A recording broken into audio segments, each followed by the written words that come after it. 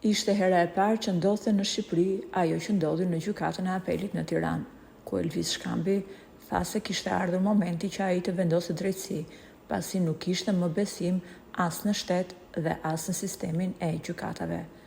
Familja humbi njeriun e tyre të dashur. Elvisi përfundoi pas hekurave, ndërsa shqiptarët brenda dhe jashtë vendit e justifikuan veprimin e tij, sepse tek historia e Elvisit pan historinë e tyre të zvarritjes së proceseve gjyqësore pafund. Në deklaratën e tij para oficerëve të policisë gjyqësore, Elvisi tha: "Ndoshta ju mund më gjykoni sepse nuk e dini se çfarë do të thotë të zvarritesh 20 vite në gjyqe. Ju nuk e dini se çfarë do të thotë të kesh në dorë një certifikat pronësie dhe të mos e gëzosh pronën." Por për te kësaj, ai që ka tronditur politikën dhe sistemin gjyqësor në Shqipëri ka qenë deklarata e eurodeputetit gjerman, i cili duket se ka marrë në mbrojtje Elvis Shkambin.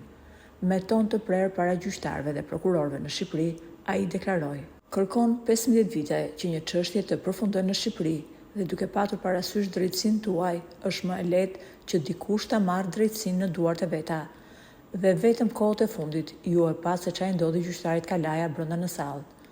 Pash në media shqiptare që shumë njerëz lavdëruan Elvisin dhe thanë se është hero, sepse ju deshën 20 vite gjyqe. Ai e kuptoi se në Shqipëri nuk ka drejtësi duke respektuar ligjin dhe tha: "Po e bëj vetë drejtësinë dhe bëri atë veprim që ju e dini. Kur dikush merr vendimin që ai mori, bëjni analizë vetes tuaj dhe ligjeve që nuk funksionojnë. Qytetarët duan drejtësi dhe kur shteti nuk i del për zot, ato e bëjnë drejtësinë sipas mënyrës së tyre." Kjo deklaratë e deputetit gjerman ka lënë të shokuar gjyqtarët dhe prokurorët shqiptar. Po ju, si e komentoni këtë deklaratë?